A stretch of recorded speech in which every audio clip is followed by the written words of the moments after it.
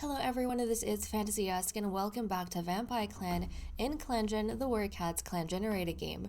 When we left off in the previous episode, Alfeather moved into the nursery in preparation of her new litter, getting ready to give birth to what we were hoping was going to be many kittens, because she herself was unsure how many she was going to have. And we also had one of our other cats, I think it was Ibis Freckles, step into a two-leg trap. Thankfully she only got away with a sprain, but she's been down. Now, since then, Alfeather has gone into labor and had her one vampire kitten. Just a single one. And as soon as this kitten was born, I was thinking of Juvenel, who told me that the second generation of cats usually have bigger litters. And I know it's like a chance thing, right? It's just that the younger cats have a higher chance of having higher litters or bigger litters, but this is what I was talking about. Two very young clan-born cats who have just a single kitten. I don't know what it is, the luck of the draw, but I feel like after the beginning of Luminous Clan, the really big litters of 4, 5s, and 6s are like staying away from us, and it's so sad. But now we have to somehow manage to get this like single kitten to adulthood when we know that in our smaller litters, the death rates tend to be pretty high. But thankfully, we are living a different life and era under Grandmaster Bluestar. We already have 2 alliances. Hopefully that means that we are not going to be losing kittens to the war. So without further ado, let us go ahead and see what's going on. This is the first turn of Leaf Bear, and we are at Moon 69. Really quickly, we're going to check up on the Leader's Den. We have 2 alliances, 1 neutrality, so that's good. Let's jump to events, see what's been happening. Vampyre Clan does not have enough healthy medicine cats. Cats will be sick/hurt for longer and have a higher chance of dying. Vampyre Clan doesn't have enough prey for the next moon, which means we're going to be focusing on hunting. Twilight Fade will always feel his grief, but time has softened it at least a little. Quiet Flight's Master Quiet Flight's dislocated joint has been popped back into place and is feeling much better. And then Alfeather is so grateful that her adorable single kitten is here. Both thrilled to meet them and thrilled that Fawn Nest can take a turn parenting, while Alfeather finally takes a little break from the stuffy air of the nursery. And then Sunny Till wakes one day after moons of numbness and feels as though the world is less dull. So that's what we have. Let's take a look at our kitten.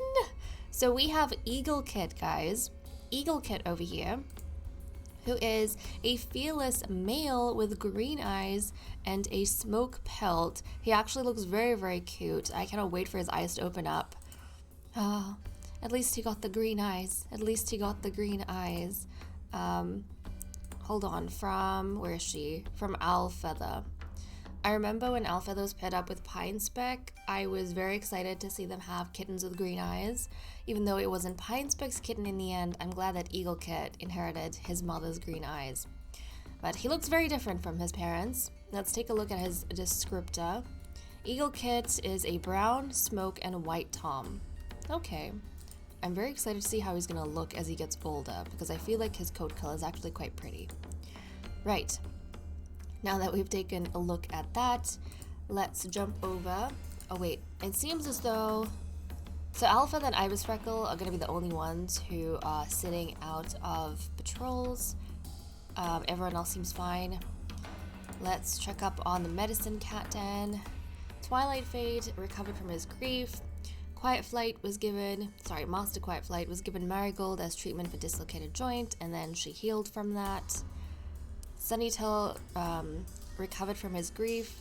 Ibis Freckle was given Dandelion as treatment for her sprain. Let's take a look at the relationships. Grandmaster Bluestar hopes she is assigned to patrol with Ibis Freckle tomorrow.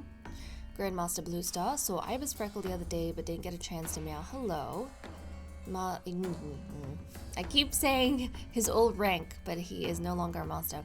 Burnleaf asks for the last of Grandmaster Bluestar's fresh kill, but Bluestar says no. Oh, speaking of Burnleaf and Bluestar,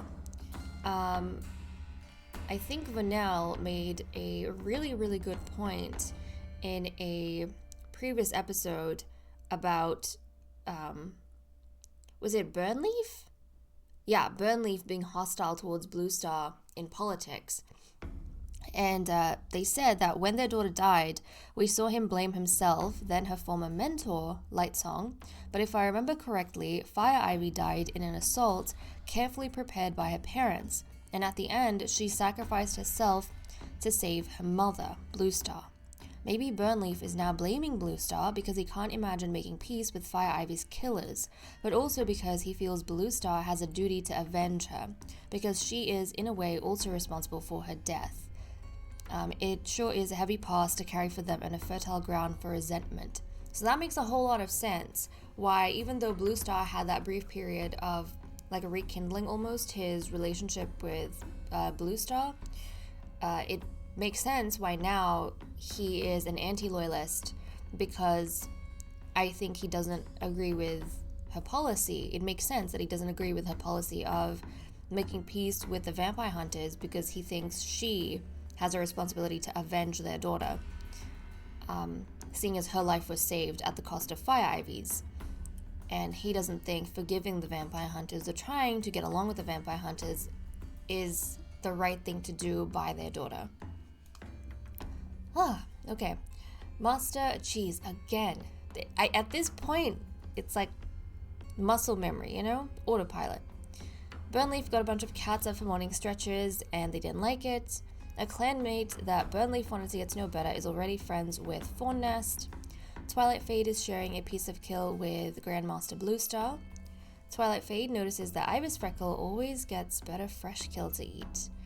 Master Quiet Flight is hiding behind a bush ready to pounce on Thornnest, her younger son. Master Quiet Flight thinks Ibis Freckle, her daughter, isn't very considerate of others. Ibis Freckle always knows how to make Owlfeather laugh. Okay, we know that Ibis Freckle had a bit of a crush on Owlfeather, so it seems as though she doesn't really care too much that Owlfeather and her younger brother are in love.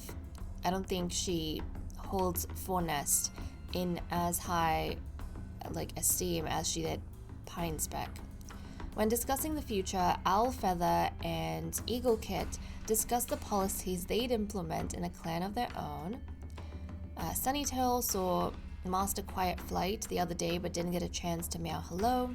Sunnytail often goes to Eagle Kit for guidance. That's pretty cute, especially because Eagle Kit is his nephew.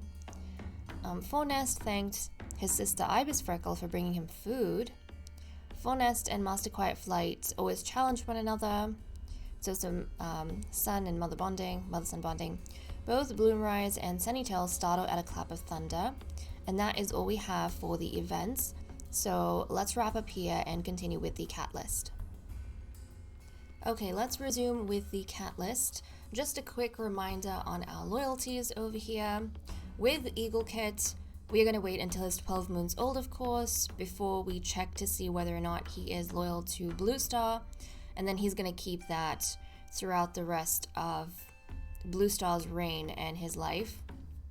But now that our clan has had its litter, or Owlfeather and Thornnest have had their litter, Blue Star is obviously going to be looking to make another match. And I have gone through relationships. I didn't notice anything that stood out too much, so nothing to cover over there. We've pretty much already gotten like a really good recap a couple episodes back, and nothing's shifted much since then. But Blue Star has decided that she is going to make the next match between Sunnytail and Ibis Freckle. Sunnytail and Ibis Freckle. Now this is fascinating because we know that Sunnytail has a crush on Ibis Freckle, but Ibis Freckle has no feelings for Sunnytail. In fact, she is far more interested in getting Owlfeather's attention. So I'm very curious to see whether or not they're compatible and how this is going to work out. I don't know how Ibis Freckle is going to feel about this, but obviously we know Sunnytail is probably going to be very happy with this particular arrangement. Now, neither Sunnytail nor Ibis Freckle are in a relationship with anyone else right now, so this isn't going to disrupt things. It's not going to be as chaotic as the match that was made between Owlfeather and Fawn-Nest. But let's go ahead, pair these two up, and okay, well, they are incompatible because Sunnytail is troublesome, Ibis Freckle is shameless, and the other thing is, because Sunnytail is the Whisper, these two are not going to have any assistance in terms of having a Whisper between the two of them. It is completely going to be on their shoulders to work things out, or if things don't work out, to, break up with one another.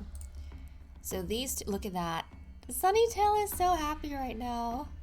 He's so happy right now. Can we check to see how Sunnytail feels? Sunnytail, where'd you go? Yeah, I think he had a bar and a little bit of romance with Ibis Freckle before, and now he has 3 bars and a bit. So he is obviously very, very happy, I think.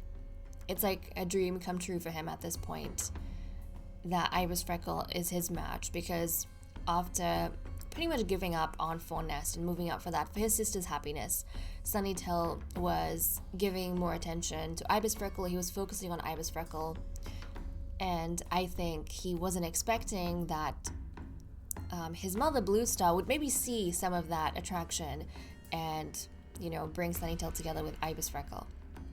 But is not entirely sure what she thinks of him. I think he's happy that that was the choice his mother picked to have, his kittens with. With Ibis Freckle, she's got 2 bars of romance right now, so she's just seriously considering Sunnytail. She might put her attraction to Owlfeather on hold for a bit while she works out how she feels about Sunnytail, so we'll keep an eye on the 2 of them. But like I said before, it's going to be entirely on these 2 to figure things out. In terms of genetics, Sunnytail, he has cobalt eyes and a tabby pelt, and Ibis Freckle has green-yellow eyes and a ticked pelt. I also should probably go ahead and let them have kittens. Okay, there we go. And in terms of their descriptors, Sunnytail is a golden tabby tom, and Ibis Freckle is a black ticked and white she-cat. So I think they'd make interesting kittens. One cat is really light, one cat's really dark.